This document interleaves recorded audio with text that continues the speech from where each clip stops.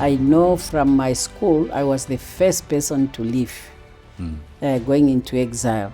And that day when I left, I could not continue with my studies because I've now finished the Form 3 at Odibo, which was the highest.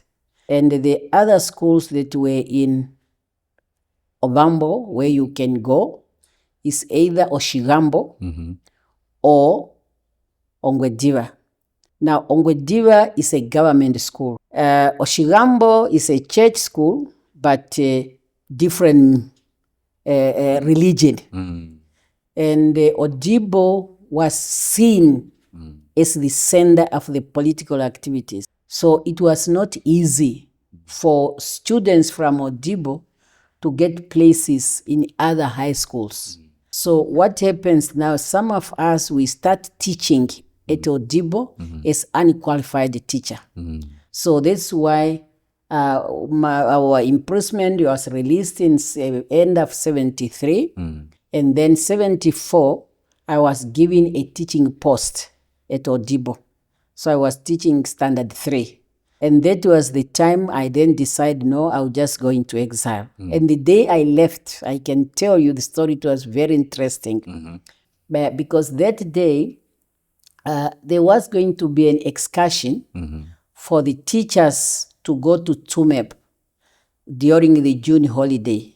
And they were now to go to Ondangwa to prepare their passes, all the teachers. Then for me, I've been linked up with some of my colleagues, 4 of my colleagues, that we must find time to leave the country. So now when I heard the teachers were going to be out that day, I just told the principal that I don't feel like wanting to join the team, the excursion in Tumeb. So therefore, I'm not going to go to Ondangwa to prepare this pass. So I remained, and I was given out to say, fine, since you are the one who's remaining, take care of all the classes. So I said, that is fine. Meanwhile, I've arranged with my colleagues. There were 2 who were coming from Odibo itself. They were students. There was one who was coming from Oshakati, that is, he's still alive, Abasta Ipinge. And then there was Dr. Shaende, he's also still alive. He's a doctor in the military hospital. He was coming from Oshigambo. So I told them, I say, this is the day we must go because the Odibo is going to be quiet and we have to go via Angola, and Odibo is near Angola. So what I did when everybody left, I went to all classes and I tell them, tomorrow you are going to write a test. You should read from this page to this page. Every class I say you must read from this, just to keep the students quiet in classes. I really gave them a lot of work because I say you are going to have a test. And then I went to my room. Meanwhile, I prepared all my June examination papers, the question and answers for my class. And then I left everything on the table. So I left with 5 of us, my 4 boys and myself. So we went into Angola. We went through Angola. That's quite nice that even that, though you had made the decision to go into exile and further your involvement in the struggle, the liberation struggle, you were still mindful to leave the students there prepared, and also leave them with examination so that their education also doesn't suffer, which I think is a quite nice thing to do. Yes, service delivery is always on top of everything I do. That's one thing I can assure you. I can even tell you that day, as I was leaving, because I was a teacher and they were my friends who were nurses. Now, nurses that day, they got their salary earlier. Now, one of my friends met me and said, Netumbo, where are you going? I said, I'm going to Oshikango. Oshikango was the sender, the main post office. Then she said, oh, we just got our salary because we were getting our salary cash. we just got our salary. Can you please have my money and my book to go and deposit it?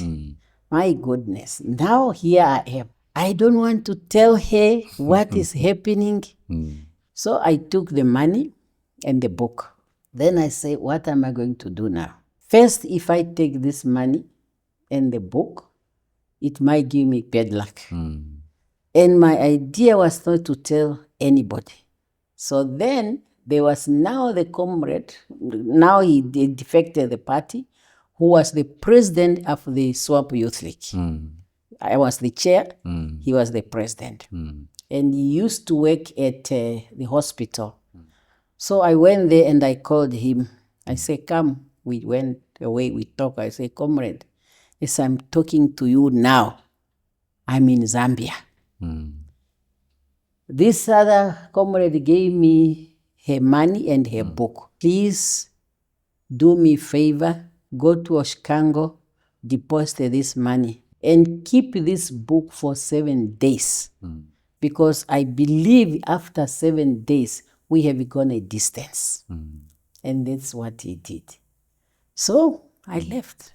That trip is a long one. Yeah.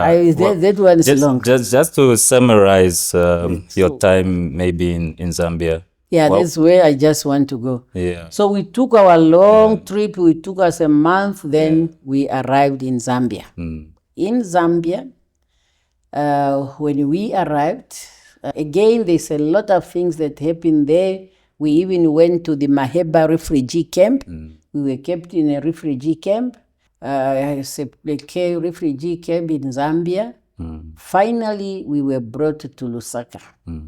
There in Lusaka, when I arrived, I was made administrative secretary in the office of the SWAPO secretary for administration, Comrade Moses Garwab. May his soul rest in eternal peace. Then, as time went on, that's 74. Yeah. I went to, let me bring you back to Namibia. When Dr. Esha came as a special representative of the UN Secretary General to come and see the plight of Namibians, because now the struggle is being intensified. I was one of the leaders who met him, and I made a statement on behalf of the Namibian women to Dr. Esha. It was the first time I saw somebody writing shorthand. I was sitting next to his secretary, and it was just choo. So the thing started here. They were. So then 74, I was part of the SWAPO delegation to the UN General Assembly, September 74. There was for the first time I addressed the decolonization committee on behalf of the Namibian people. So it was really something for me to represent Namibia at such a big international body. Then another responsibility then given to me was to be the deputy chief representative in Lusaka. Very interestingly, you know, the issue of gender comes in. Maybe, okay, you are just a young person, you are fresh coming from home, you are a woman, but then I was appointed as a deputy with no chief representative. But for me, I was just comfortable. I just do my work, and most of the work to do there is to look at the welfare of Namibians as they are arriving into exile. Because after we left, 5 of us, so many people then start coming. There was like an exodus of young Namibians coming into exile. And then Zambia at the time was the provincial headquarters. You see, all the offices we had in exile were called the provincial headquarters because the headquarters is in Windhoek. So my responsibility is to make sure that the people, they are given the food, they are given clothes, and the housing, how it's going to be arranged. And also for those who are coming from the front wounded, they got their attention, they got the medical attention and so on. There are times that I have to go and receive our people at the border between Namibia and Botswana. I had an experience one day, just as the pontoon, because the crossing was on a boat, no, a pontoon. As the pontoon was now sailing into the river, then the South African on the other side, from the Caprivi, they just fired. We just say they people were running, lucky enough. I think they were just I don't know, because just as the pontoon was reaching the shore, then we hear the firing. Wow. People were running in different directions. I was trying to say, come down, lay down, and all these things, but we managed. No one was hurt or in whatever. So as a chief representative, that has been my responsibility, working with other departments like education, sorting out those who are going to school, those who are going to the front.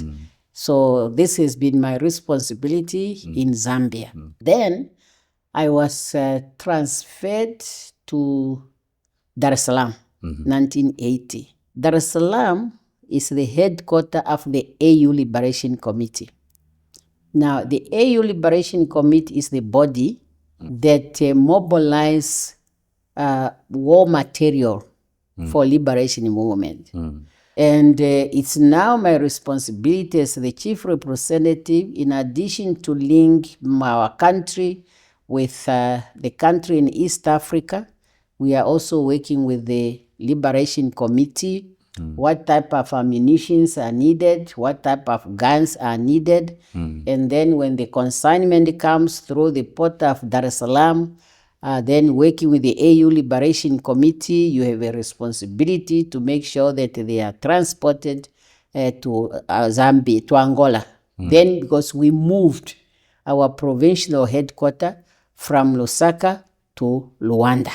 So it moved to Luanda. So many of the consignments have to go to Luanda and all of this. So it was a very rewarding post, I must say. I remember when we were having a shortage of uniforms at one point, and all the missions, SWAPO missions, were informed. So I engaged the government of Kenya. And I said that we in short of uniforms. So I had to go to Nairobi. I stayed there for a month. We were in the laboratory to design the type of strong uniforms because some samples, what could be the best, looking at the condition in Angola and so on. Finally, we succeeded, and then uniforms were made by one company. It used to be called Manchester. And then when the consignment was over, the president of Kenya, Kenyatta, then gave me a plane and then flew the consignment to Lusaka, to Luanda and back. So that was my last posting. And then from there, I went to school until independence, came back now to independence.